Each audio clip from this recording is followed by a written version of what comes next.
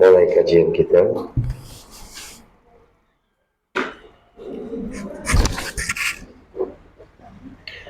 Bismillah. Assalamualaikum warahmatullahi wabarakatuh.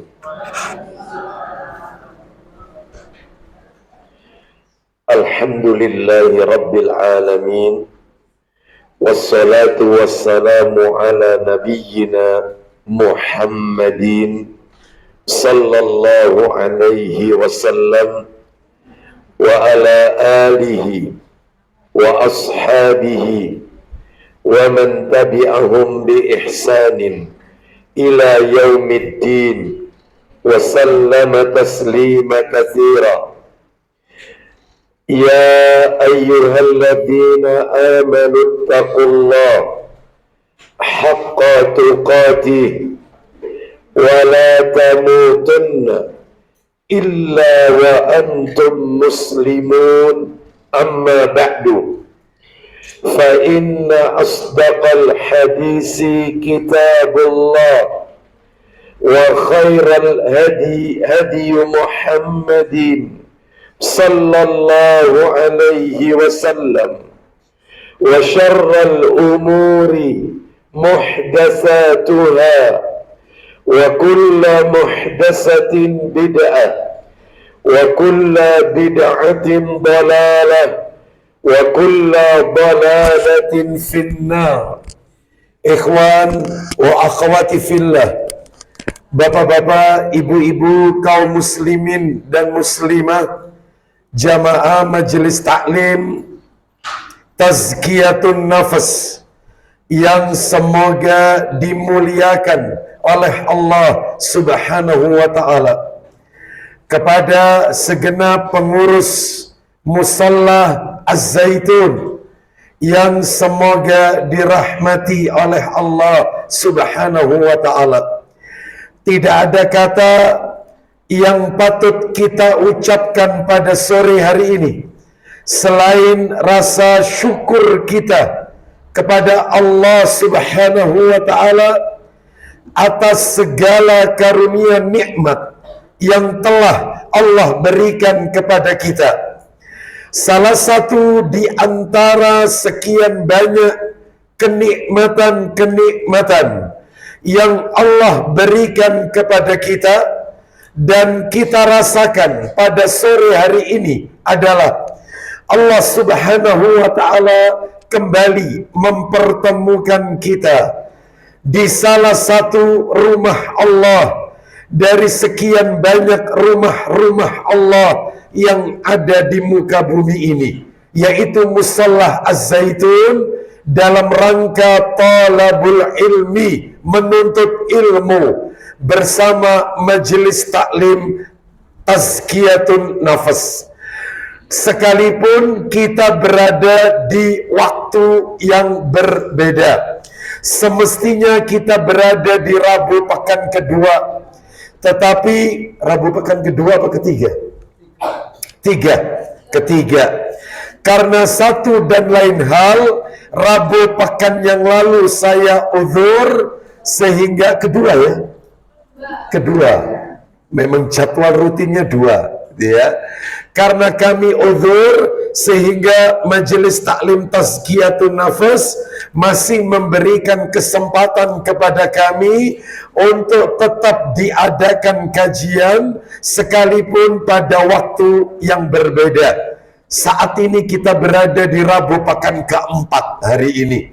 Mudah-mudahan niat kita, langkah kaki kita untuk menuntut ilmu pada sore hari ini tercatat di sisi Allah sebagai amalan yang diterima dan diridhoi oleh Allah Subhanahu wa ta'ala. Bapak Ibu sekalian, rahimani wa rahimakumullah, sore hari ini kita akan melanjutkan materi kita, yaitu pembahasan kitab yang ditulis oleh seorang ulama besar di masanya, yaitu Imam Bukhari rahimahullah, yang nama aslinya Imam Bukhari adalah Abu Abdullah Muhammad bin Ismail bin Ibrahim bin Al-Mughirah bin Bardisbah Al-Ju'fi rahimahullah, disebut terkenal dengan nama Imam Bukhari karena beliau berasal lahir dari kota Bukhara. Mana Bukhara? Daerah mana? Soviet. Dulu Uni Soviet, daerah sana, ya. Oleh karena itu kitab beliau yang kita bahas rutin ini adalah kitab yang berjudul Adabul Mufrad, Al-Adabul Mufrad. Baik, menurut catatan saya pada 2 bulan yang lalu kita telah menuntaskan hadis nomor 9 ya, karena bulan kemarin kita tidak melanjutkan nomor 10. Bulan yang lalu, bulan Juli, kita membahas materi tematik. Ya, betul ya, tematik. Terakhir itu di bulan 6, bulan Juni. Itu hadis nomor 9. Hari ini kita akan memasuki yang nomor 10. Adapun babnya adalah bab ke-6. Bab ke-6 hadis nomor 10, ya, diberi judul balas budi bagi kedua orang tua. Balas budi bagi kedua orang tua. Saya akan bacakan hadisnya, kita dengarkan sama-sama Bapak Ibu sekalian. Hadis ke-10 dalam kitab Al-Adabul Mufrad. Perhatikan baik-baik. An Abi Hurairah radhiyallahu anin Nabi sallallahu alaihi wasallam qala, artinya dari sahabat Abu Hurairah, semoga Allah meridhoinya, ia berkata, dari Nabi sallallahu alaihi wasallam, beliau telah bersabda. Nah ini sabdanya pendek ini ya, jadi tidak terlalu panjang. Kita dengarkan bersama, sekalipun pendek namun memiliki makna yang cukup mendalam, ya. Judulnya balas budi bagi kedua orang tua. Begini sabdanya Nabi, la yajzi waladun walidahu, artinya seorang anak, saya ulang, seorang anak tidak dapat atau tidak akan mungkin, saya ulang ini, seorang anak tidak dapat atau tidak akan mungkin membalas budi jasa kedua orang tuanya. Mustahil, tak mungkin. Jadi kalau mau disimpulkan, seorang anak, kita semua ini anak Bapak Ibu. Saya anak, panjenengan ibu-ibu, meskipun usianya sudah pada ada yang tua, ya, itu juga anak. Bapak-bapak juga anak. Kenapa? Karena kita punya orang tua. Jadi kita yang ada di majelis ini belum tentu orang tua, tetapi pasti seorang anak. Belum tentu orang tua, tapi anak. Saya anak, bapak-bapak, ibu-ibu, semuanya anak, karena kita punya orang tua. Lah seorang anak tidak mungkin, ya, bisa membalas budi jasa kedua orang tuanya. Nah, ternyata belum titik, masih koma, masih koma. Illa, lah ini yang bikin merinding ini. Ada komanya ini. Illa an yajidahu mamlukan fayashtariyahu fayu'tiqahu, artinya kecuali. Nah ini berarti anak itu bisa dikatakan bisa balas budinya orang tua kalau melakukan ini, kecuali ini, kecuali jika ia mendapati kedua orang tuanya, kecuali si anak ini kalau melihat mendapati kedua orang tuanya dalam keadaan berstatus budak. Jadi orang tuanya berstatus budak, lalu si anak membelinya, kemudian memerdekakannya, dimerdekakan, itu baru balas itu. Bisa itu baru anak baru bisa balas. Wah ya, susah yang seperti ini, apalagi di negeri kita tidak ada perbudakan, ya seperti itu, apalagi harganya budak, wih luar biasa ini. Ya, baik. Saya ulang ya. Saya ulang nih. Saya ulang dari awal.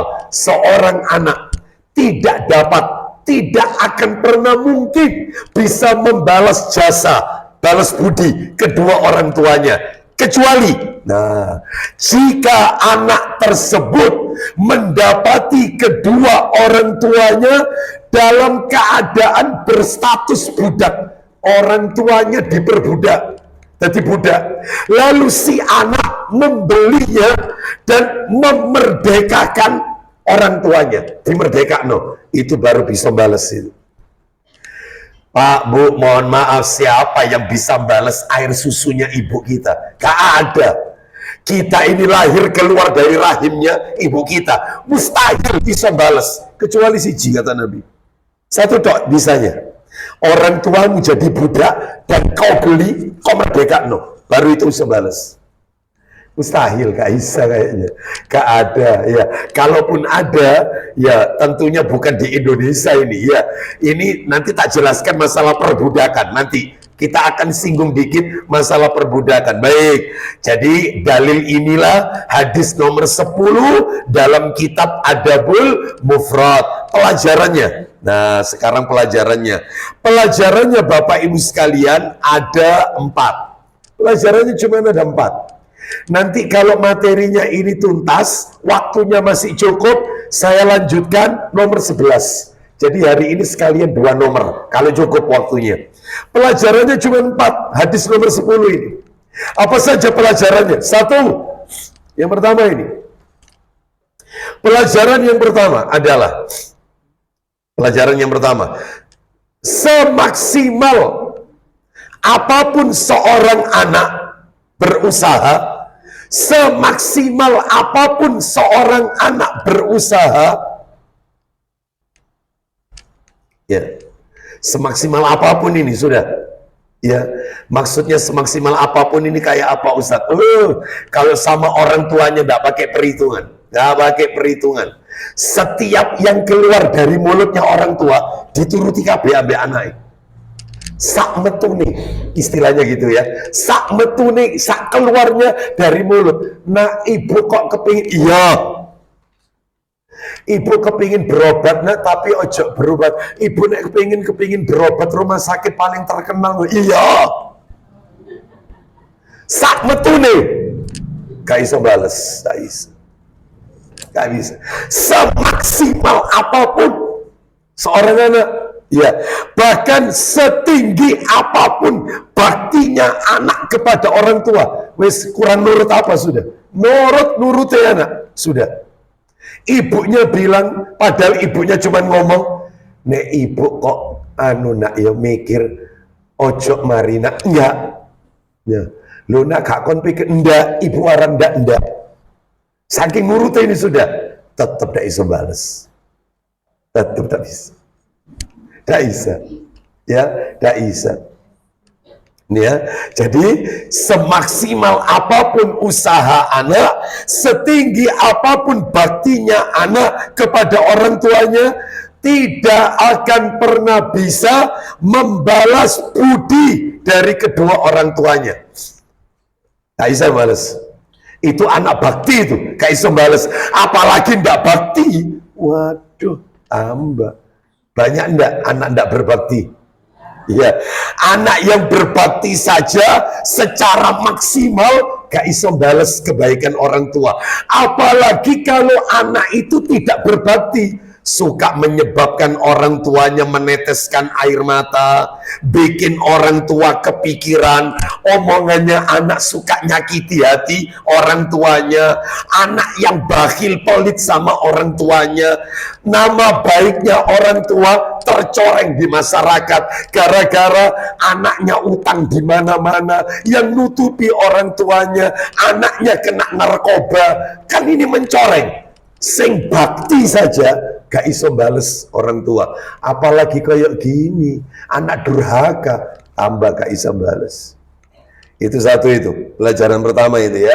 Semaksimal apapun ibu-ibu mau mati-matian ya apa, gitu ya. Ibu-ibu mau mati-matian gimana? Aku tak kepingin bakti sama ibu. Ya, misalnya ada wanita lebih mementingkan suami nih, mementingkan ibunya, bapak ibunya daripada orang tua. Mestinya kan istri itu kan lebih mengutamakan suami, karena surganya istri itu di suami, bukan di orang tua. Beda dengan bapak-bapak. Ini misalnya ada wanita lebih condong ke orang tua, abi uminya. Jadi kalau misalnya abi umiknya itu bilang, mama kok gak ketuku ambek bojomu iki, ya, langsung istri bilang, mas aku gak seneng ambek kon mas, ya, aku nurut papa mamaku mas, aku gak seneng ambek kon. Ini nurut setengah mati, gak bisa bales. Sudahlah wis, apalagi durhaka, naudzubillah, malah nggak bisa balas. Ya, itu yang nomor satu itu ya.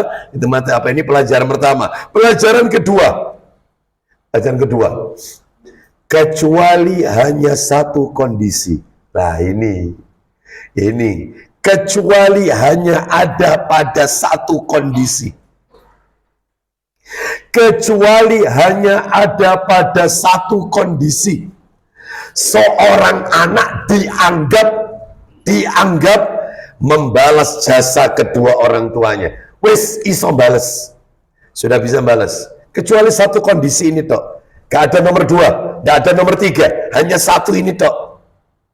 Apa itu Ustadz? Yang tadi Bapak Ibu dengarkan hadisnya tadi. Apa kondisinya? Yaitu manakala si anak tersebut mendapati kedua orang tuanya menjadi budak. Orang tuanya menjadi budak, lalu si anak membebaskan orang tuanya.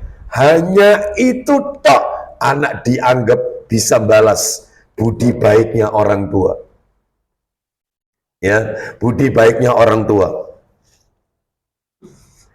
Terutama ibu ya, terutama ibu. Masya Allah, insya Allah laki-laki tidak ada yang sanggup ini. Untuk menjadi seorang wanita tidak ada yang sanggup. Belum lagi dia pada saat hamil. Iya, hamil itu biasanya anak itu berapa kilo? Beratnya bayi itu biasanya 3 kilo. Iya, tidur anak itu dibawa enggak? Bapak-bapak sanggup bawa beban 3 kilo, tidur dibawa, kamar mandi digowo, setiap jalan kemana-mana dibawa, sanggup? Kalau saya loh ya, enggak sanggup. Saya enggak sanggup. Ibu-ibu sanggup. Ya, kenapa? Karena memang sudah kodratnya, sudah takdirnya seperti itu. Ya, belum lagi melahirkan pilihan hidup sama mati, meregang nyawa. Itu kalau dokter sudah ngomong, apalagi sudah ngomong sama suaminya atau keluarganya, kami sudah berusaha. Wes tadi ngomong dokter, tadi ngomong ini salah amat. Kami sudah berusaha semaksimal mungkin, semuanya atas kehendak Allah. Ini apabila terjadi sesuatu, ini yang Anda pilih ibunya atau anaknya. Saya yakin yang namanya ibu pasti berkata, pilih anak, jangan dihiraukan saya. Ibu rela berkorban mati-matian, meregang nyawa di atas meja operasi, taruhan nyawa. Bisa balas kebaikan ibu? Gak iso, kecuali satu. Nek ibumu jadi budak, kau beli, kau merdekakan, baru iso balas. Cuman itu tok bisanya. Oh, no usah di Indonesia perbudakan, gak ada. Gak bisa, gak ada. Ya, lah terus di mana ada perbudakan? Nanti kita akan sebutkan nanti materi nomor 3 ya. Baik, jadi yang nomor 2, seorang anak itu baru bisa dikategorikan membalas budi kedua orang tuanya manakala apa? Manakala dia mendapati orang tuanya statusnya apa? Statusnya budak. Lalu si anak membebaskan, membebaskan, memerdekakannya, ya, dimerdekakan orang tuanya. Baik, kita lanjutkan. Selain ini ada Ustadz, selain memerdekakan ini, orang tua kalau orang tuanya budak, selain itu ada? Tidak ada. Hanya satu cara ini tok baru bisa balas kebaikan orang tua. Baik, sekarang, nah ini agak terang ini. Jazakillah khair. Nah, ya ini ya. Baik, kita lanjutkan nomor 3. Ayo, Nomor 3. Pelajaran nomor 3. Ya, betul ya? Pelajaran yang nomor 3 adalah ya, asal usul terjadinya perbudakan, asal usul terjadinya perbudakan. Jadi ibu-ibu, bapak-bapak kalau tanya, kenapa sih Ustadz orang itu kok sampai diperbudak gitu Ustadz? Asal usulnya apa? Latar belakang kronologisnya. Kok iso, kok bisa orang itu jadi budak itu loh? Kok bisa? Ya ini yang saya sampaikan. Asal usul terjadinya perbudakan adalah karena salah satu dari 4 sebab. Salah satu dari 4 sebab. Salah satu ini. Salah satu dari 4 sebab. Jadi tidak harus semua. Salah satu tok bisa jadi budak. Ya. Orang itu bisa diperbudak, terjadi perbudakan itu kalau salah satu dari 4 hal ini. 4 hal ini. Apa itu? 1, yang pertama. Yang pertama adalah peperangan. Oh, itu jelas itu perang. Peperangan. Biasanya Bapak Ibu sekalian, jika ada 2 A dan B berperang, maaf, negara A, negara B berperang, lalu salah satu negara ini berhasil mengalahkan, itu biasanya wanita sama anak-anak siap menjadi kelompok yang dikalahkan dan dijadikan budak. Siap. Harus siap-siap. Makanya dulu kalau saya sempat mendengar perkataan para alim ulama, peperangan zaman dulu itu kalau misalnya kalah wanita di antara mereka lebih baik mati bunuh diri daripada jadi budak. Karena kalau sudah diperbudak Bu, maaf ini, dizinai, dijima, gak pakai dikawin. Budak itu gak pakai dinikahi, budak itu. Ya. Jadi budak itu ya langsung dijima punya anak. Loh terus Ustadz, kalau punya anak, anaknya statusnya apa? Anaknya merdeka. Statusnya. Jadi kalau ada laki-laki merdeka, terus kemudian menyetubui wanita budak sampai hamil, lahir anaknya merdeka, nggak ikut ibunya statusnya, merdeka. Maaf. Nabi itu pernah punya anak dari budak wanita loh. Punya loh. Nabi punya anak loh. Namanya siapa? Ibrahim. Siapa nama wanitanya? Maria Al-Qibtiyah. Nabi itu punya anak 7, yang 6 dari rahimnya Khadijah. Fatimah Khadijah, Ummu Kulsum Khadijah, Zainab binti Rasul Khadijah, Ruqayyah Khadijah, 4 perempuan Khadijah semua, rahimnya Khadijah. Terus setelah itu ada lagi Qasim Khadijah. Satu tok yang dari selain Khadijah, satu dari Maria Al-Qibtiyah, wanita budak. Siapa nama anaknya Ustadz? Laki-laki, namanya Ibrahim namanya. Meninggal semua yang laki-laki pada waktu kecil. Jadi Nabi tidak punya keturunan laki-laki. Lah kok bisa sekarang akun-akun anak cucu Rasulullah? Padahal anak cucu ini kan bintinya ikut siapa? Bapak. Binti bin ke bapak, bukan ke ibu. Ya, baik. Saya nggak bahas itu ya, anak cucu Rasul ya. Itu nanti insya Allah lain kesempatan aja, tambah melebar nanti. Jadi intinya Bapak Ibu sekalian, maka waktu itu saya pakai dinikahi, ya enggak lah. Itu sah dan boleh Bu, halal. Makanya kalau andai kata di Indonesia ada perbudakan, insya Allah Bismillah. Iya, gak pakai lamaran, gak pakai Bu.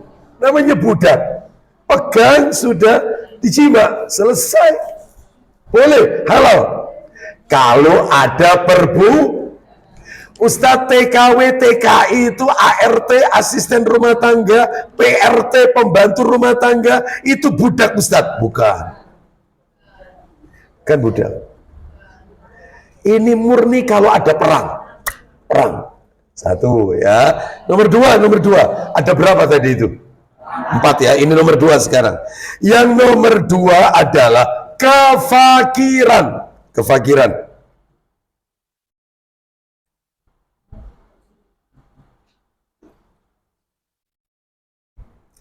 kefakiran. Ya, tidak jarang namanya kefakiran, kemiskinan ya. Tidak jarang kefakiran ini bukan kekafiran loh ya. Fakir, miskin. Ya, fakir. Mungkin Bapak Ibu tanya ini dalam hati sebelum tak lanjutkan ini. Ustadz, bedanya fakir sama miskin itu ada tak Ustadz? Ada, beda. Fakir itu beda sama miskin. Bedanya apa? Fakir itu lebih membutuhkan ketimbang miskin. Fakir itu keadaannya lebih tragis daripada miskin. Contoh Ustadz, contoh. Apa contohnya? Bedanya fakir sama miskin. Gini loh, ini. Misalnya ada si A, ini orang fakir ya, orang fakir. Orang fakir si A, si fulan, fakir ini, fakir. Kebutuhannya dia sebulan itu 10. Bayar listrik, bayar air, terus kemudian anak sekolah, sama dipakai makan, pokoknya bla bla bla bla bla. Titik. Itu intinya sebulan 10. Nah, orang fakir itu tiap bulannya baru bisa 3 kurang 7. Itu fakir. Me iso telu, lah 7 gak iso. Itu fakir. Beda sama miskin. Miskin itu orang miskin kebutuhannya sama 10. Listrik, PDAM, terus kemudian untuk makan, bayar sekolah, bla bla bla bla, macam-macam 10. Orang miskin itu dia bisa punya itu 6 atau 7. Lebih dari separuh, lebih dari 50%, 6 atau 7, sisanya gak iso, gak mampu. Itu miskin. Fakir mek telu tok, gak sampai separuh, itu fakir. Berarti fakir itu luwih nemen Ustaz. Iya, kasihan fakir. Nah, ya. Jadi kalau ibu-ibu ingin ngasih zakat, lihat dulu orang ini rumahnya, kebutuhannya orang ini makan anak 4, terus makan itu tiap hari sekian, sekolah semua. Orang ini ternyata tidak punya skill, ibu gak iso masak, gak bisa jualan. Terus suaminya kerjaannya Senin Kamis serabutan. Fakir ini, fakir. Padahal kebutuhannya banyak orang ini. Ya, sehingga ya wis itu kadang makan, sehari makan, nanti 2 hari nggak makan. Apa adanya, dia nggak minta-minta. Nah itu fakir. Beda sama miskin. Kalau miskin itu sudah separuh lebih. Jadi kalau kebutuhannya 1 juta, 1 bulan 1 juta, dia mampunya tiap bulan oleh duit dapat uang 600. Nah yang 400 nggak tahu, nggak punya saya. Kalau orang fakir 300 atau 400, lah terus sisanya 600 nggak tahu saya.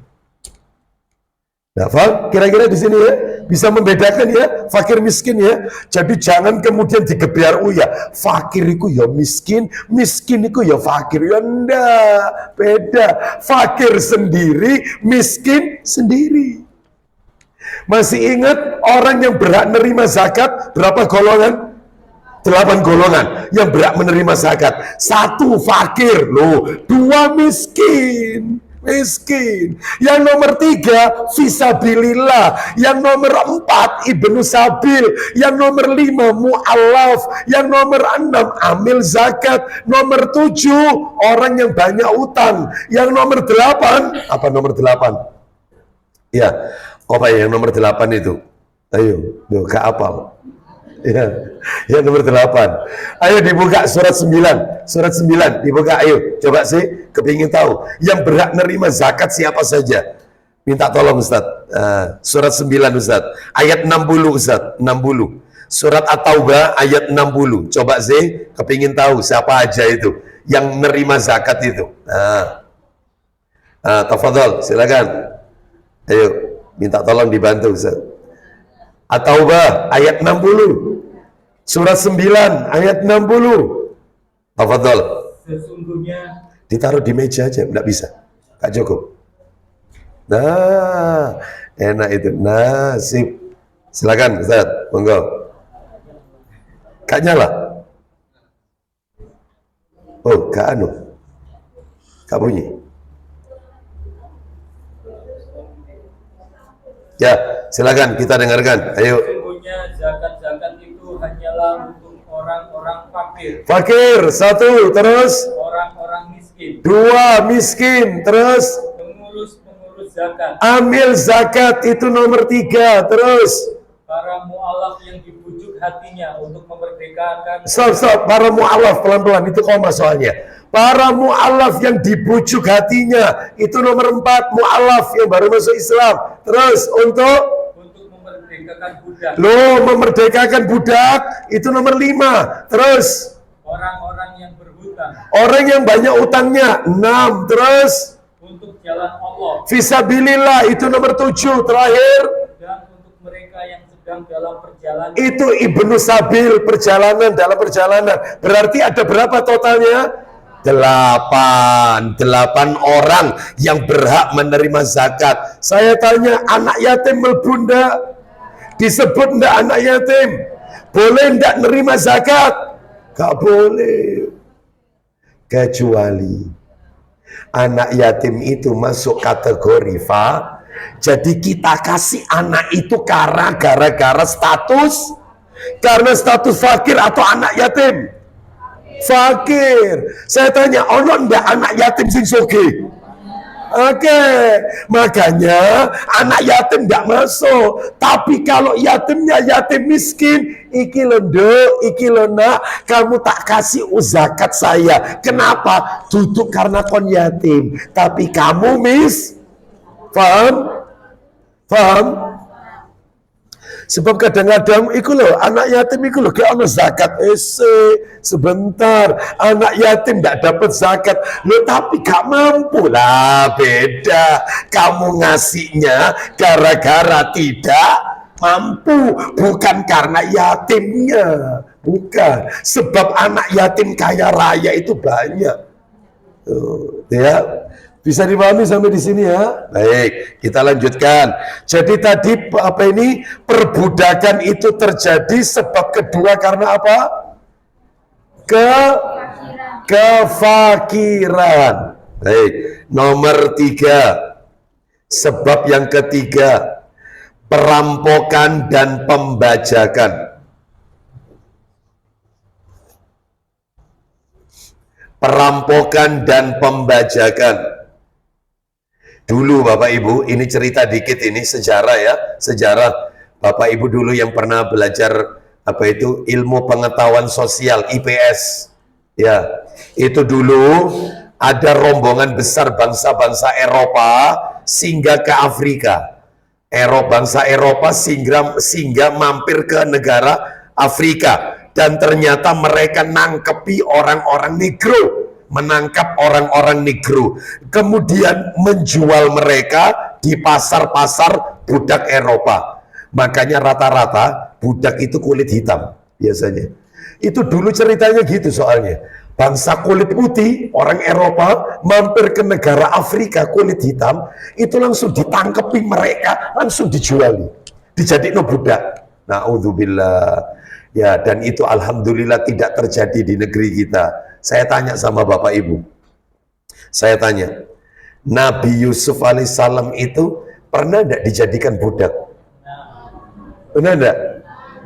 Dijual sama siapa? Dulur kandung yang jual. Betul atau tidak?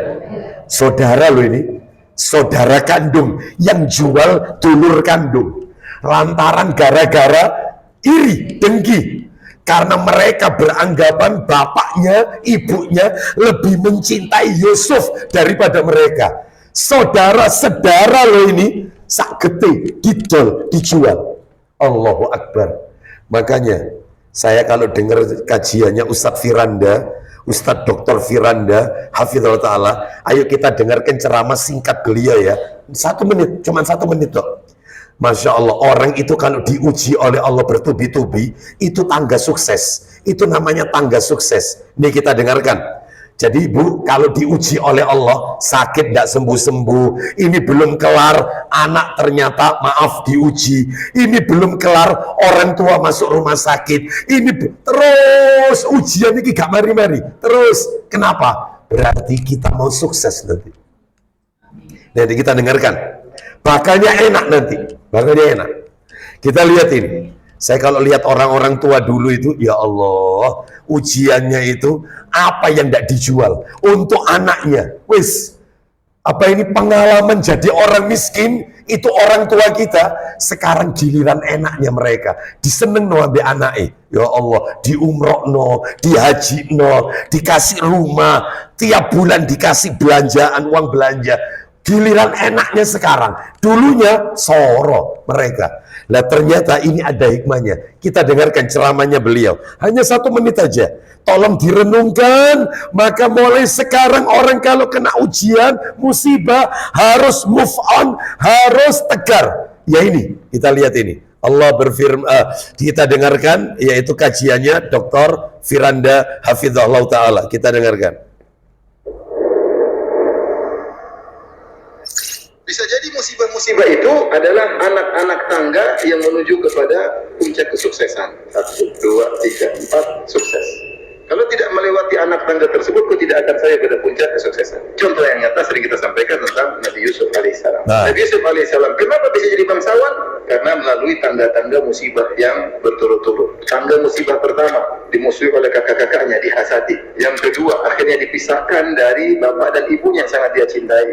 Yang ketiga, dibuka bajunya, dimasukkan dalam sumur. Yang keempat, dijual, kakak-kakaknya jual dia. Bayangkan, kakak-kakak jual dia. Terus dia tidak, dia orang merdeka, dijual sama kakaknya, bisa merintahsin dengan harga yang murah. Wakanu fihi minaz zahid, dijual. Yang berikutnya, kemudian dia jadi budak. Budak apa? Dijual lagi, dibeli sama orang lain. Bayangkan diperjualbelikan. Tentu ditarik dengan kasar, tidak dihargai. Ini semua musibah, nggak gampang. Terus jadi budak, bekerja di rumah orang tanpa ada gaji sama sekali. Namanya budak. Kalau pembantu masih digaji, budak nggak ada gaji, milik pribadi. Kemudian dituduh berzina, bikin isu dia mau berzina. Akhirnya dipenjara bertahun-tahun. Kemudian ditambah lagi, bala bisa visi jilid bitasin, tambah lagi penjaranya. Ternyata ini semua anak-anak tangga.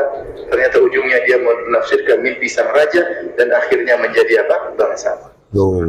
Jadi bisa jadi seorang Terakhir jadi bangsawan. Masya Allah.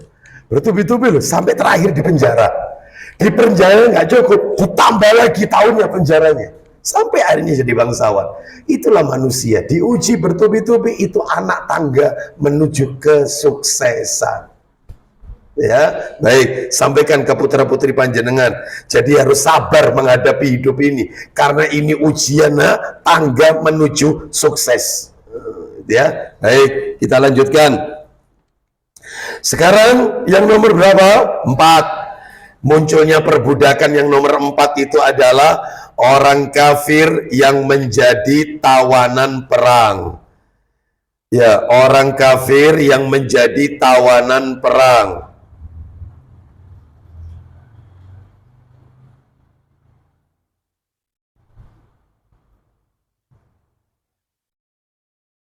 Seperti itu. Nah, jadi orang kafir sebagaimana yang terjadi sekarang di Gaza, ya, Palestina, itu kalau ada tawanan mereka orang-orang kafir, Zionis, lah itu termasuk budak. Nah, sedangkan orang Islam tidak boleh diperbudak, ya, seperti itu. Kalau orang kafir itu boleh diperbudak. Nah, itu ya, baik, dan itu tentunya ada pilihannya, ada rinciannya. Baik, insya Allah nanti itu lebih detailnya pada kesempatan yang akan datang. Jadi itulah salah satu dari 4 sebab menjadi budak. Di negeri kita, ya alhamdulillah tidak ada peperangan. Ya, negeri kita aman, damai. Mudah-mudahan Allah jadikan negeri kita baldatun thayyibatun wa rabbun ghafur. Terus pelajaran nomor 4 terakhir. Pelajaran terakhir, pelajaran nomor 4. Ya betul ya, pelajaran nomor 4 ya. Untuk kondisi sekarang, apalagi di Indonesia, tidak ada perbudakan.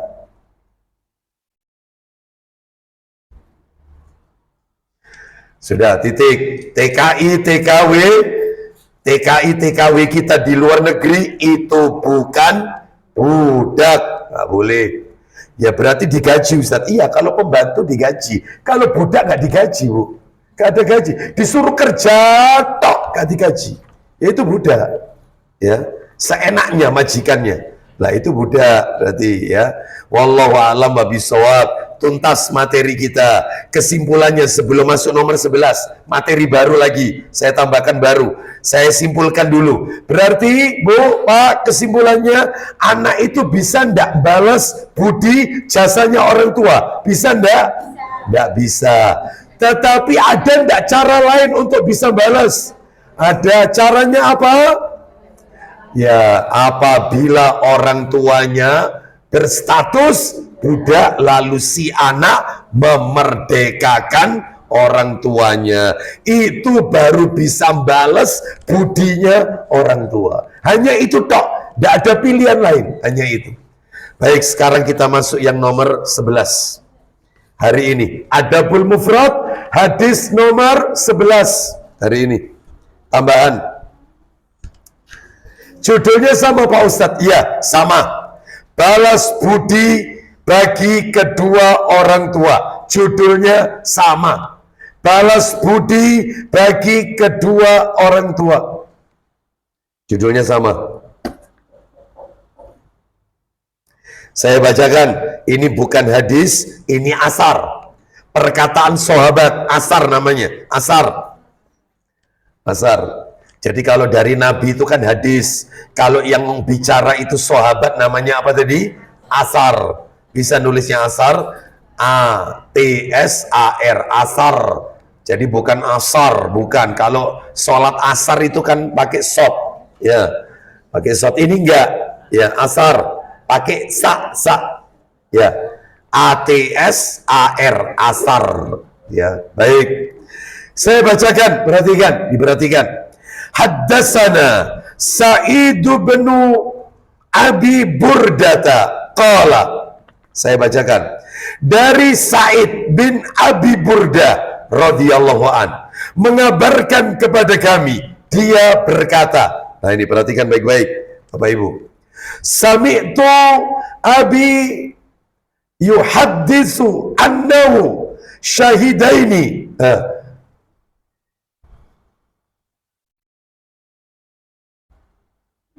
Sebentar.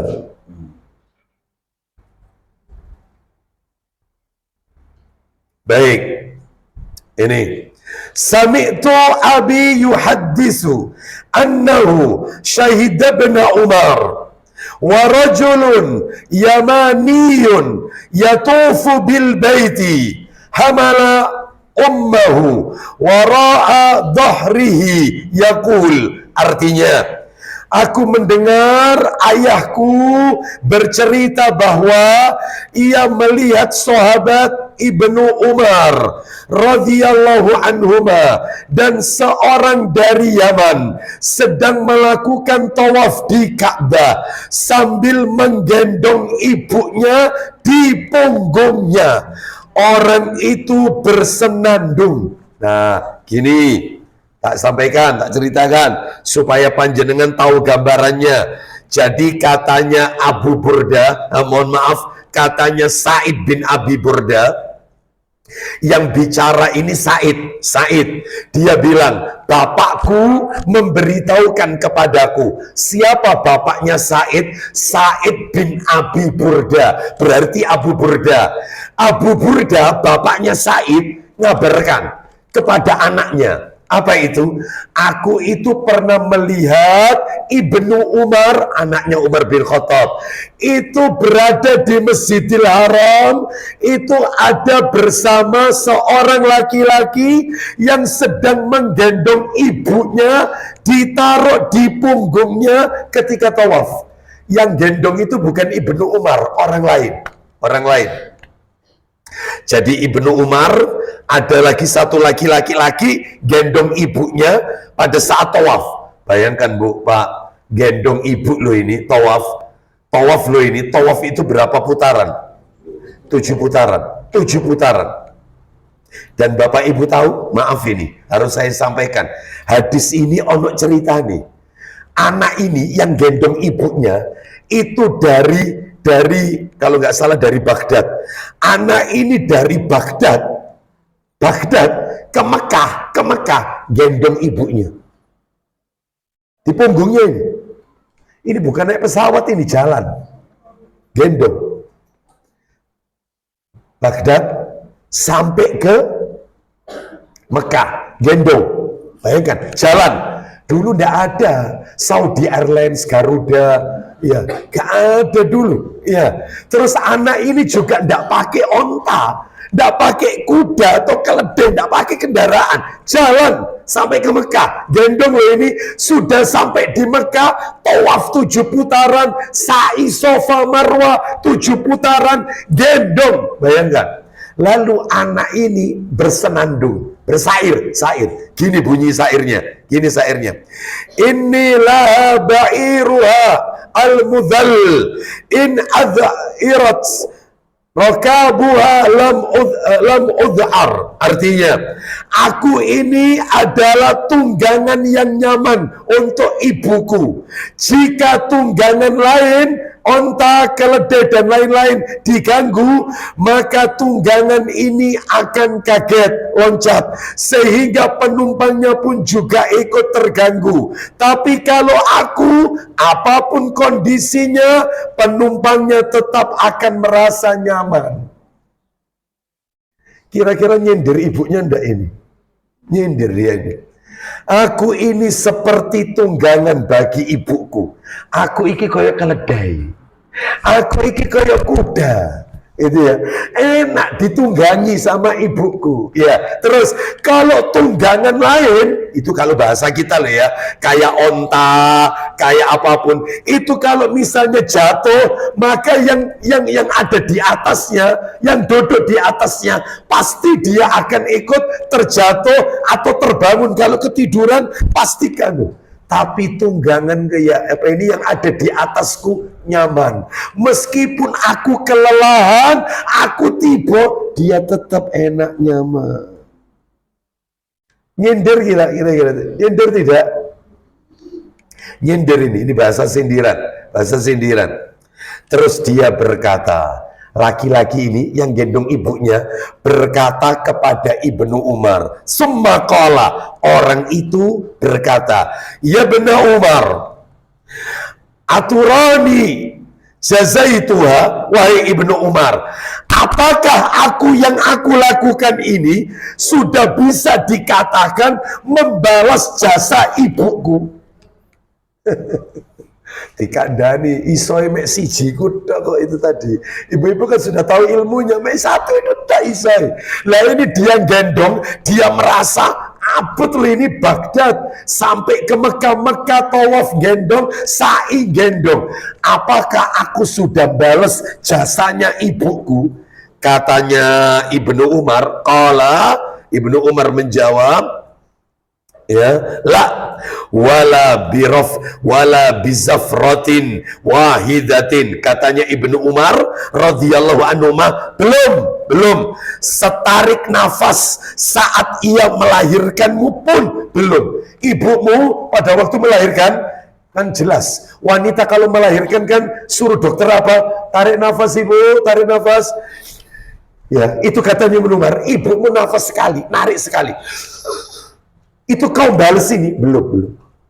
Sekali. Padahal ini berkali-kali. Ya, untuk mengeluarkan kita, sang jabang bayi. Ini narik sekali aja.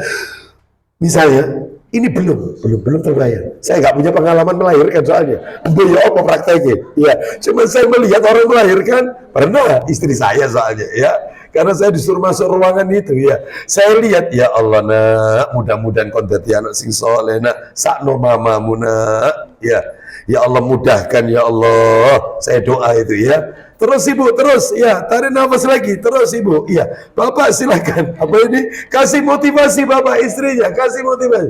Ya Allah, bodoh kayak motivasi. Ya. Ya, seperti itu ya. Insya Allah ini laki-laki ini, insya Allah laki-laki. Ya, saya cuma kasih motivasi cuma satu. Ya, kau akan melahirkan pangeran, anak yang soleh.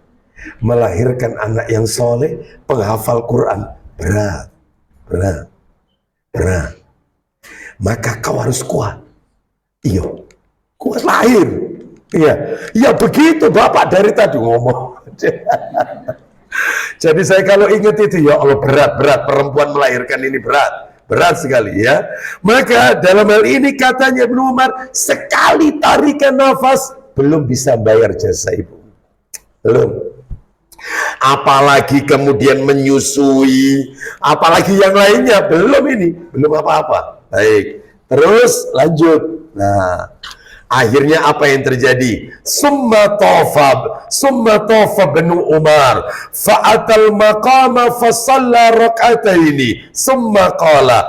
Lalu Ibnu Umar radhiyallahu anhuma tawaf mengitari Ka'bah, lalu setelah tawaf beliau sholat 2 rakaat di belakang makom Ibrahim, lalu berkata, nah terakhir ini penutup, apa katanya Ibnu Umar? Ya bena Abi Musa, wahai Ibnu Abi Musa, inna kulla rak'ataini tukaffirani ma amamahuma. Wahai Ibnu Abi Musa, sesungguhnya setiap 2 rakaat dapat menghapus dosa-dosa dari perbuatanmu sebelumnya. 2 rakaat sholat peluntur dosa yang kita lakukan sebelumnya. 2 rakaat tok. Itu bisa menghapus dosa kita yang sebelumnya. Baik, jadi intinya kalau mau disimpulkan asar ini gini Bapak Ibu. Jadi ceritanya Ibnu Umar radhiyallahu anhu ketika di Masjidil Haram ketemu dengan seorang laki-laki. Laki-laki itu menggendong ibunya. Laki-laki itu sedang tawaf gendong ibunya. Terus laki-laki ini bersenandung, aku ini dijadikan kendaraan tunggangan oleh ibuku. Macam-macam lah, tadi sudah saya sampaikan. Terus dia berkata, laki-laki ini bilang sama Ibnu Umar, apakah aku sudah termasuk anak yang bisa membalas jasanya ibuku? Katanya Ibnu Umar, belum. Meskipun ibumu 1 kali tarikan nafas saat melahirkan, kau belum bisa dikategorikan membalas jasa budi baik ibumu. Akhirnya Ibnu Umar melanjutkan tawaf. Ya, setelah tawaf, sholat di belakang makom Ibrahim 2 rakaat. Setelah sholat, Ibnu Umar berkata, 2 rakaat sholat 2 rakaat itu dapat menghapus dosa dari perbuatan yang sebelumnya pernah kita lakukan. Baik, sekarang pelajaran apa yang bisa kita ambil? Pelajarannya ada 6. Kalau tidak nututi, kita akan sampaikan bulan depan. 1, pelajarannya. Pelajarannya ada 6. Ada 6. 1, besarnya jasa orang tua kepada anaknya. Besarnya jasa orang tua kepada anaknya. Gak bisa dibalas. Kecuali apa tadi Bapak Ibu masih ingat? Baru bisa balas? Memerdekakan orang tuanya kalau orang tuanya jadi budak. Kecuali itu dok. Kecuali itu aja. Itu pelajaran pertama ya. Besarnya jasa kedua orang tua kepada anaknya. Besar. Ya. Terus nomor dua, beberapa hal yang dimakruhkan ketika tawaf. Makruh.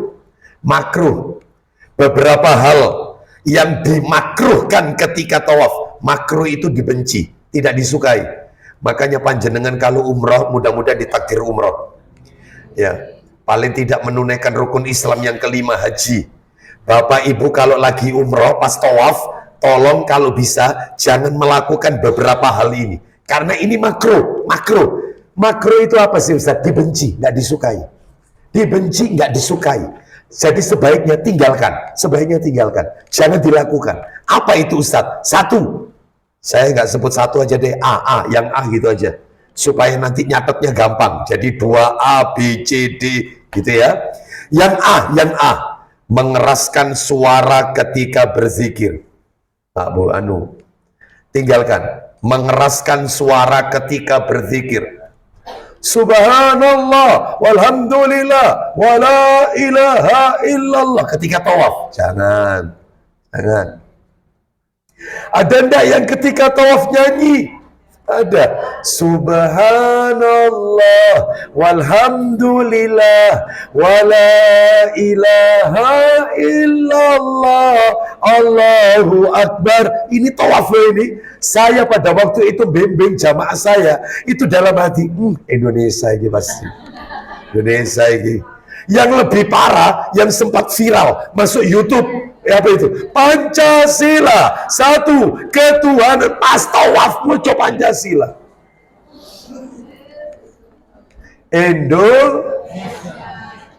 Iya, coba. Ya, gak boleh. Zikir itu sir, pelan, gak perlu dikeraskan, gak perlu. Kecuali kalau talbiyah, labbaik Allahumma labbaik, itu kalau laki-laki dikeraskan. Nabi itu dari Madinah ke Mekah, sampai di Mekah suaranya serak. Terus itu gak berhenti itu, dikeraskan. Tapi kalau wanita, labbaik Allahumma labbaik, itu dipelankan. Sebab suara wanita bisa menimbulkan fitnah. Pelan-pelan. Kalau laki-laki keras, talbiyah. Nah ini kan bukan talbiyah, ini kan tawaf. Tolong wiritannya, zikirnya pelan, jangan dikeraskan. Ya. Terus kemudian apalagi doanya, Robbana, atina. Saya pernah ketika tawaf ada jamaah dipimpin sama ustadznya. Ustadznya kalau nggak salah daerah Sunda gitu ya, daerah Sunda. Ya, bahasanya kelihatan bahasa Sunda ini ya. Itu mimpin doa pakai bahasa Indonesia, mimpin doanya. Ya Allah, ya seperti itu ya. Anugerahkanlah, itu diikuti sama jamaahnya. Jamaahnya itu panjang banyak, anugerahkanlah. Nah, sekarang Bapak Ibu, tidak boleh pakai ini yang saya bawa ini. Boleh? Apa itu namanya ini? Mikro tidak boleh. Kalau dulu enak, ya pembimbing itu. Jadi cukup pelan gini, ayo Bapak, Ibu, para jamaah, sekarang kita akan memasuki rukun Yamani, siap-siap baca Robbana Atina fid dunya hasanah, siap-siap dibaca, ya gitu. Sekarang nggak boleh pakai ini. Jadi ya jamaahnya harus hafal. Kalau manasik harus hafal. Apalagi bawa jamaah sampai 100 orang. Waduh. Ya, seperti itu. Apalagi tidak boleh pakai kursi roda, nggak boleh. Orang yang pakai kursi roda lantai atas, tidak boleh lantai bawah.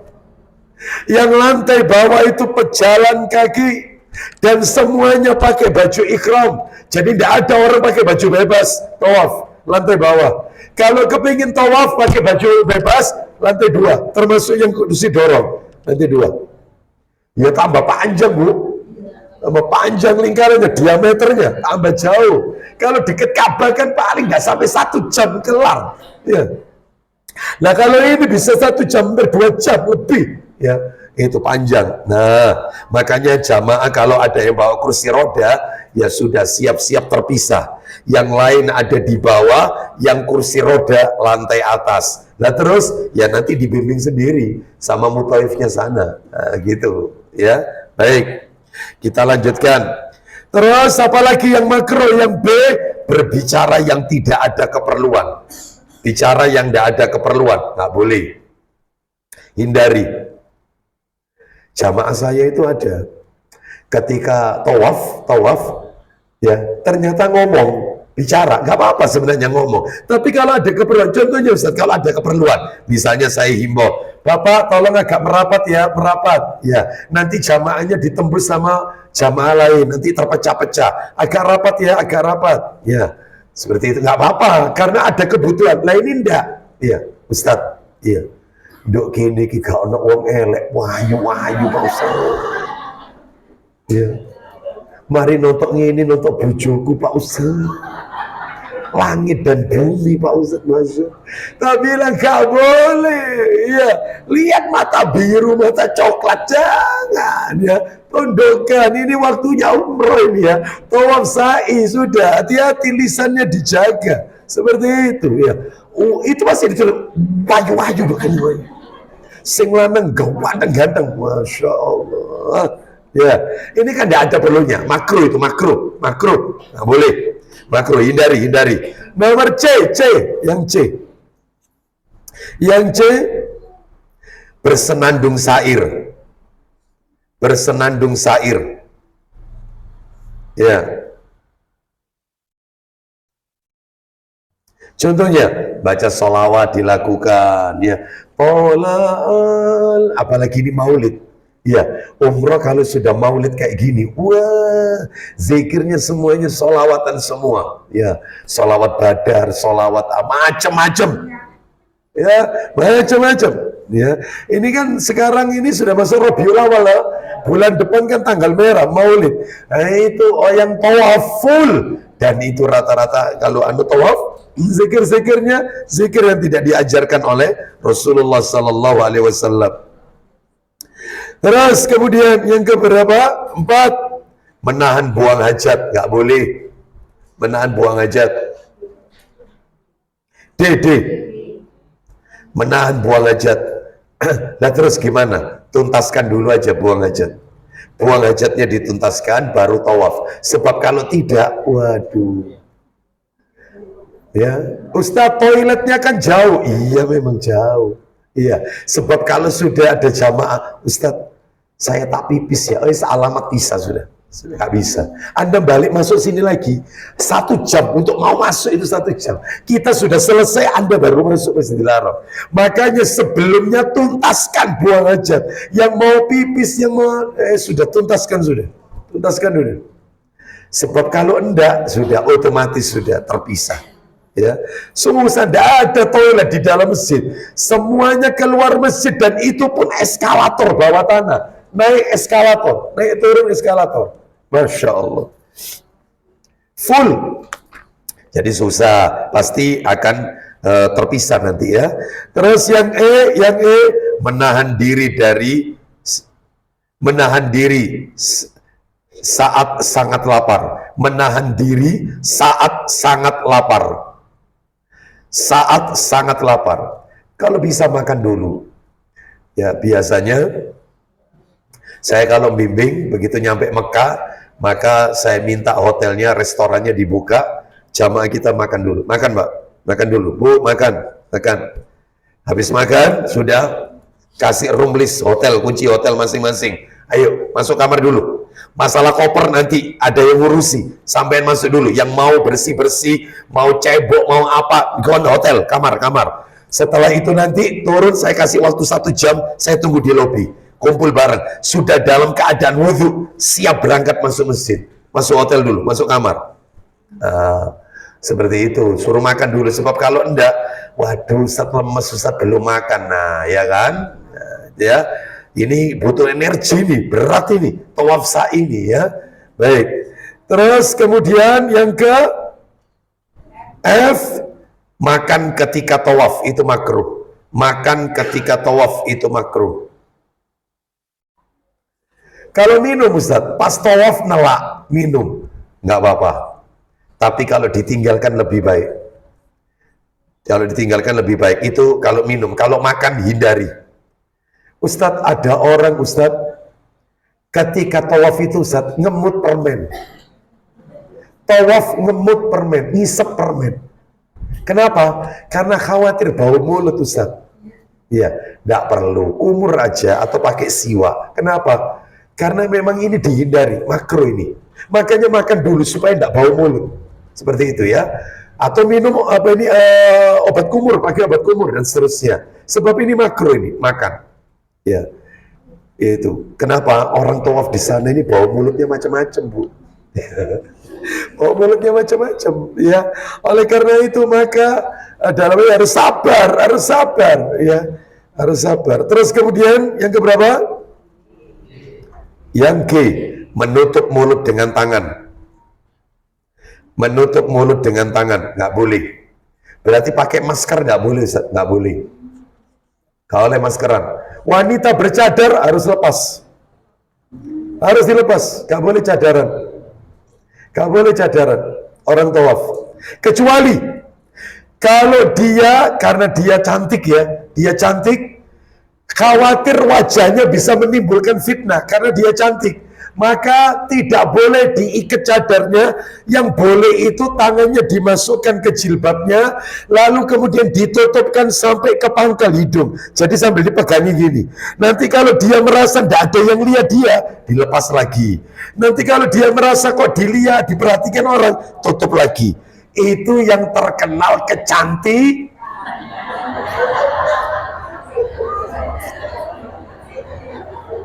Lah kalau tidak cantik pas-pasan. Ya, tidak ada. Semua perempuan cantik. Gak ada wanita jelek. Cuman beda-beda. Ada cantik ijma, kesepakatan. Ya. Ada cantik yang masih khilafiyah, perbedaan pendapat. Ya.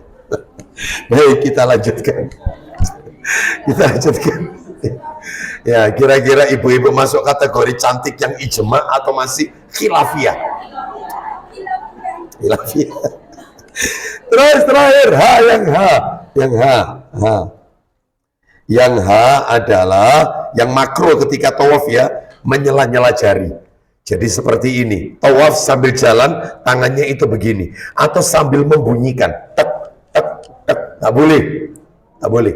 Ini namanya tasybik. Nah ini ya, atau diginikan, krek, nggak boleh. Biasa saja ketika tawaf, biasa. Jangan bersedekap gini sambil jalan tawaf sambil gini. Biasa aja, biasa. Makro itu. Karena begini ini makro. Menjalinkan jari-jari, dimasukkan jari-jari. Atau dibunyikan tek tek tek tek. Nah, itu tidak boleh. Termasuk panjenengan, ibu-ibu dari rumah bapak-bapak juga gitu. Dari rumah sudah wudhu sampai di musola Az-Zaitun nunggu adzan maghrib. Maka Anda jalan sampai di masjid musola itu tidak boleh. Kemudian tangannya diginikan, tidak boleh. Laki-laki ketika Jumatan tidak boleh dengarkan khutbah Jumat terus kemudian tidak boleh, diam. Karena apa? Karena kita sedang dipandang oleh Allah dalam keadaan sholat. Meskipun kita belum sholat, kita sudah dipandang dalam keadaan sholat. Meskipun kita belum sholat. Makanya nggak boleh, istilahnya tasybik. Tasybik itu menjalinkan jari jemari. Nggak boleh. Baik, kadang-kadang tidak sadar, sambil nunggu qomat, habis doa ini, nunggu qomat, tangannya itu ditaruh di lututnya. Tahu ya, lutut gini, sambil gini. Gak boleh, ini menjalinkan, gak boleh. Nah, ya. Jadi tenang duduk, biasa aja. Bisa dipahami di sini? Termasuk tawaf tidak boleh melakukan tasybik, menyela-nyela jari jemari, gak boleh. Ya.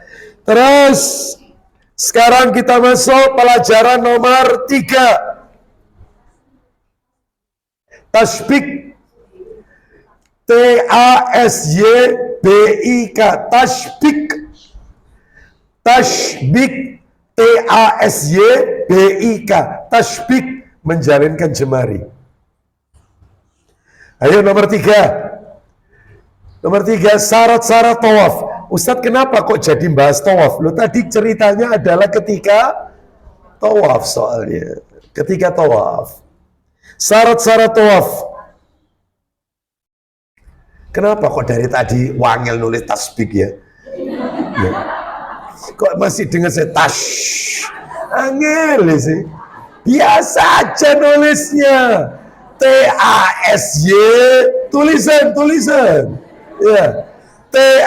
TASYBIK, tasybik. Wes, mari, sudah. Kok akhirnya terakhir pik. Ya. Tak tutup kafaratul majelis nanti ya. Ayo, syaratnya tawaf apa? Yang A Islam. Harus Islam. Nggak boleh orang kafir tawaf, nggak boleh. Orang kafir nggak boleh masuk Masjidil Haram. Nggak boleh. Kalau Masjid Nabawi boleh. Buktinya di zaman Nabi pernah menangkap ya. Pada waktu itu siapa itu? Sumama ya. Itu kan diikat di tiang Masjid Nabawi padahal dia kafir. Sampai akhirnya dia lihat aktivitas Nabi bersama sampai akhirnya masuk Islam. Sumama. Nah, itu boleh. Kalau Masjid Nabawi boleh, orang kafir masuk boleh. Kalau Musola Az-Zaitun boleh enggak? Boleh. Masjid Nabawi boleh kok. Segala itu cuma satu. Apa tadi? Masjidil Haram. Tak boleh. Orang kafir, orang Kristen tidak boleh masuk Masjidil Haram. Kalau Masjid Nabawi boleh tidak? Boleh. Hanya Masjidil Haram yang tidak boleh. Makanya yang tawaf harus Islam. Selain Islam, tidak boleh. Ustadz cara tahunya, oh ya pasti ketemu nak kepergok. Karena sebelum sekian kilometer, sebelum masuk Mekah, itu ada checkpoint. Lihat paspornya, lihat tanda ID card-nya dari mana. Oh, pasti kena lah, pasti kena. Gak mungkin, lolos gak mungkin. Kecuali dia masuk Islam, baca syahadat, setelah itu kan boleh masuk. Setelah itu di sana dia murtad lagi. Nah, lain soal. Nggak tahu. Lain soal. Ada yang kayak gini ada. Ya, masuk Islam, sampai sana murtad. Terus B, berakal. Harus berakal. Orang gila tawaf nggak sah. Orang gila sampel nggak sah. Ya, ini bahasa kletek sampel ya. Pokoknya orang gila nggak sah kalau tawaf, nggak sah, harus berakal. Yang C balik, harus balik. Lah kalau ada anak kecil Ustaz, ya masih kecil balita Ustaz, maka tawafnya kalau anak itu masuk kategori mumayyiz itu umur 6-7 tahun. Ya, mumayyiz itu anak yang bisa membedakan antara baik dan buruk. Nah itu, umurnya umur berapa? 6-7 tahun, 7 atau 8 tahun. SD kelas 1 lah, itu mumayyiz itu. Meskipun belum sunat, belum khitan, maka tawafnya sah. Lah kalau misalnya saya bawa bayi Ustaz, saya tawaf umroh bawa balita, umur 4 tahun anak saya, TK playgroup tak bawa umroh. Boleh Ustaz? Boleh. Lah terus gimana? Tawafnya ndak sah, cuman pahalanya anak ini diikutkan ke mamanya. Jadi anak ini pahalanya di PKB ambil orang tuanya. Diambil. Anak ini nggak dapat. Tapi kalau umur 7 tahun dia tetap dapat pahala. Dia pahala. Di PKB. Diambil sendiri pahalanya. Paham ya maksudnya ya? Namanya harus balik. Yang D, niat. Harus niat. Lo niatnya ada bacaannya Ustaz? Nggak ada bacaan. Nawa itu niat ingsun, nggak ada. Niat itu pekerjaannya apa? Hati. Pekerjaannya hati, bukan lisan. Nggak perlu niat dilafatkan, nggak ada. Yang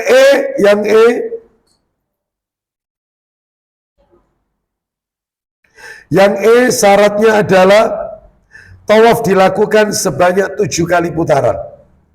7 kali putaran.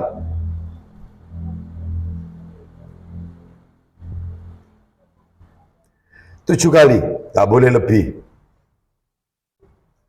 Ya, ada orang lebih, terus tawaf terus. Ya, saya tanya Pak, lebih? Oh saya nggak tawaf, nyari anak saya hilang ya. Istri saya itu hilang, saya nyari. Berarti orang tawaf itu niatnya bisa beda. Bisa. Iya. Terus yang berikutnya nomor apa? F. Tawaf harus di dalam Masjidil Haram. Tawaf harus di dalam Masjidil Haram. Ada yang tawaf, lawang shopping. Di luar masjid shopping, ya bukan tawafin. Jadi syaratnya tawaf yang F, tawaf harus di dalam masjid. Tidak boleh di luar masjid. Saya punya jamaah. Sarapan pagi breakfast nggak kelihatan di hotel.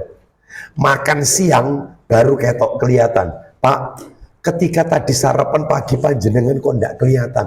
Nggak sarapan, nggak breakfast di hotel. Saya itu tawaf Ustaz. Oh Masya Allah. Tawaf dia no masjid. Enggak Ustaz. Saya itu tawaf ngitari Masjidil Haram. Jadi di luar masjid, bukan di dalam. Di luar. Lu ngapain? Nggak boleh Pak. Tawaf di luar ngapain? Saya itu cari pukul beduk di sini nggak ada Pak Ustadz. Pokoknya jamaah yang tak bawa itu aneh-aneh. Saya seneng. Ono cerita nih soalnya. Ya. Saya seneng bawa jamaah aneh-aneh ini. Seneng. Ya. Ya. Baik. Ada lagi jamaah itu. Jam 1 malam waktu Saudi, jam 1 malam ini, waktu Saudi. Kamar saya ditelepon, kan tiap kamar ada telepon. Assalamualaikum. Manmai. Tak pikir orang Arab. Siapa ini yang bersama saya? Saya Pak Ustadz jamaah. Oh iya, iya, baik. Kenapa Bu? Kenapa? Pak Ustadz, tolong Pak Ustadz saya pindah kamar. Loh kenapa? Ibu kan sudah sekamar berempat. Ini ternyata Ustadz gosokan balseman Pak Ustadz. Ya, aku gak tahan Pak Ustadz, sing situ gak minyak tawon ya. Sing situ gak gelem gawe AC, jadi anget-angetan aku gak kerasa. Astagfirullah, besok Bu ya, besok tak urusin ini. Saiki turu dhisik ya, besok ya. Ini aku gak betah, gak bisa tidur Pak Ustadz, nanti akhirnya saya sakit. Ya Allah. Akhirnya sudah, saya ke hotel, pihak hotel sudah ngomong sama orang Arab sana, tolong carikan kamar ini jamaah ini, tolong. Sudah ini kamu tuker ini ya, kon gelem. Siapa yang kamarnya suka balseman, ayo kumpul dong. Ya, ya Allah, ada enggak jamaah kayak gini? Wadah, harus sabar pembimbing. Iya, itu remasonan, banyak. Kita, saya tuh suruh ngurusi kayak gini-gini ya. Terus setelah itu yang nomor berapa? Hah? G. Memulai tawaf dari Hajar Aswad. Memulai tawaf dari Hajar Aswad. Memulai tawaf dari Hajar Aswad. Itu yang G ya.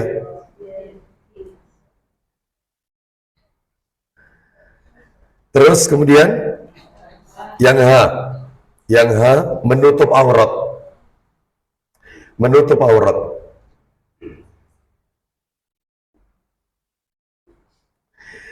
Harus tutup aurat. Ya, laki-laki ada setelannya, atasan bawahan, ihram. Kalau wanita bebas. Ibu-ibu pakai baju sekarang ini bisa dipakai tawaf. Kalau wanita bebas, wanita bebas. Kalau laki-laki harus atasan bawahan dan tanpa berjahit. Jadi kalau lepas ya diginikan lagi, lepas diginikan lagi. Ya, sebab ada orang Turki biasanya dia pakai cetekan, jadi dimasukkan penjahit dulu rupanya. Jadi dijahit jadi enak, cetek sehingga kalau rokok sujud nggak lepas. Nah itu nggak boleh, itu menyerupai pakaian. Itu menyerupai pakaian. Itu ya. Baik, kita lanjutkan. Dan kalau laki-laki tidak memakai satu helai pakaian pun kecuali cuman baju ihram. Jadi nggak boleh celana dalam, semuanya nggak boleh laki-laki. Kalau wanita ya normal biasa. Sebab ada ketika manasik sudah tak ajari, sudah tak kasih tahu sampai di sana. Ya Pak Ustadz, itu katanya perempuan itu nggak boleh pakai apa-apa ya tolong. Lu pegangan kepala saya lu. Astagfirullahaladzim. Iya Bu, iya. Iya tetap pakai Ibu, gimana pakai bajunya itu layaknya seperti sehari-harinya. Oh katanya tidak boleh daleman apa semuanya. Masya Allah. Yang keberapa? Yang I ya? Yang I. Tawaf dilakukan di sekitar Ka'bah. Nggak boleh jauh dari Ka'bah. Sekitar Ka'bah ya. Termasuk lantai 2 boleh. Lantai atas sendiri 3 boleh. Tawaf harus dilakukan di sekitar Ka'bah. Yang J. Menjadikan Ka'bah berada di sebelah kirinya. Menjadikan Ka'bah berada di sebelah kirinya. Jadi Ka'bah harus di sebelah kirinya. Menjadikan Ka'bah harus berada di sebelah kirinya. Jadi kalau begitu searah jarum jam apa enggak kira-kira? Enggak, berlawanan. Berlawanan dari arah jarum jam. Ya, kiri kita, Ka'bah itu kiri kita. Kalau jarum jam, maka Ka'bah kanan kita, salah ini. Ya jadi Ka'bah misalnya ini saya tawaf, Ka'bah itu di kiri saya, jadi saya tawaf ini. Itu ya. Nggak boleh Ka'bah di kanan saya, nggak boleh. Harus di kiri saya. Paham ya? Terus kemudian yang nomor berapa? K. Bersuci dari hadas. Ini harus suci. Lah kalau wanita haid Ustaz, maka tidak boleh tawaf wanita haid. Harus nunggu di hotel dulu. Harus suci dari hadas. Ustadz kalau batalnya wudhu kentut Ustadz, pas tawaf kentut. Gimana Ustadz? Saya dengar kajiannya Ustadz Dr. Firanda, Hafizah Ta'ala. Bahwasanya kalau yang penting dari awal sudah wudhu, di tengah-tengah tawaf itu ternyata kentut, teruskan tawafnya, nggak apa-apa. Nggak apa-apa. Kecuali kalau sebelumnya dia tidak wudhu, maka harus wudhu dulu. Karena wudhu bukan syarat sahnya tawaf. Wallahu a'lam bishawab. Wallahu a'lam bishawab. Kalau sa'i Ustaz, sa'i kentut nggak apa-apa, sa'i tidak harus suci. Sa'i tidak harus suci. Wanita bercadar Ustaz ketika sa'i boleh kalau sa'i, tapi kalau tawaf harus dilepas. Khusus tawaf dilepas. Yang maskeran dilepas. Tapi kalau sa'i Safa Marwah maka dipakai, enggak apa-apa. Terus yang L, badan, pakaian dan tempat harus suci dari najis. Badan, pakaian dan tempat harus suci dari najis. Ustadz, perempuan tawaf senggolan sama laki-laki bukan mahramnya, batal Ustadz. Enggak. Badan, pakaian dan tempat harus suci dari najis. Badannya harus suci, pakaiannya harus suci. Ya, saya pernah bawa jamaah sampai di Madinah, ketika ngambil mikot, ternyata dia bilang, Pak Ustadz, mohon maaf Pak Ustadz ya, ternyata saya flek Pak Ustadz, saya lagi head ini. Padahal saya sudah minum pil pencegah head Ustadz. Sudah, ternyata tidak kuat, ternyata. Ya apa Pak Ustadz? Anda tetap mandi besar, ikut saya untuk mikot dia, niat umrah. Nanti sampai di Mekah, Anda jangan ikut saya tawaf. Anda di dalam kamar sampai suci. Ternyata sampai mau pulang ke Indonesia, ini masih keluar terus banyak. Terus siapa Ustadz? Maka solusi terakhirnya katanya para ulama, tetap tawaf dan pembalutnya dirangkap dua pembalutnya dirangkap dua. Tetap tawaf meskipun ini keluar, tetap tawaf karena mau pulang. Kita bukan penduduk Mekah soalnya. Ya, setelah tawaf sa'i, habis itu sa'i tahallul, langsung balik, langsung ke airport bandara, langsung pulang. Jadi dia harus terus di hotel ngapain? Masa tidak boleh di Masjidil Haram? Boleh. Anda pergi ke Masjidil Haram, zikir, berdoa di masjid. Sholat kok tidak boleh sama tawaf, karena Anda lagi haid. Sholat tok tidak boleh sama tawaf. Yang lain boleh, sodako, ngasih fakir miskin sekitar masjid, boleh, cari pahala, besar pahalanya. Sholat tok tidak boleh, kasihan kan? Kalau sudah halangan, sudah tidak kuat ya, yang kayak gini, meskipun sudah minum pil pencegah tetap keluar. Maka yang seperti ini boleh terakhir, yaitu tadi syaratnya. Tetap dihukumi seperti orang sholat pakai kateter, kantong kencing. Ya, yang penting sebelum takbiratul ihram kantong kencingnya itu bersih, tidak ada pipisnya. Begitu takbiratul ihram rakaat kedua kantongnya penuh, banyak pipisnya. Apakah sholatnya diulang? Tidak. Teruskan sesuai kemampuan. Kena penyakit beser, pakai pampers. Laki-laki, bapak-bapak pakai pampers karena beser. Maka yang penting mau tawaf, pampersnya bersih. Ketika di tengah-tengah tawaf ternyata dia tidak kuat, penuh pampersnya, tidak apa-apa, sah, sholatnya sah. Termasuk orang sholat pakai tato. Lah tato itu kalau wudhu kan tidak senyawa. Ya apa itu Ustaz? Gak apa-apa, sholatlah semampunya. Paham sampai di sini? Islam itu indah, Islam itu agama yang mudah, jangan dipersulit, semampunya, sesuai kemampuan. Baik, saya tutup sampai di sini. Insya Allah kita lanjutkan nanti pada kesempatan yang akan datang. Berarti tinggal pelajaran nomor berapa? Nomor 4, nomor 3 kan sudah ya. Baik, kita akhiri. Wassallallahu ala nabiyyina wa ala alihi washabihi wasallam. Subhanakallahumma wa bihamdika asyhadu an la ilaha illa anta astaghfiruka wa atubu ilaik. Wa akhiru da'wana anil hamdulillahi rabbil alamin. Assalamualaikum warahmatullahi wabarakatuh.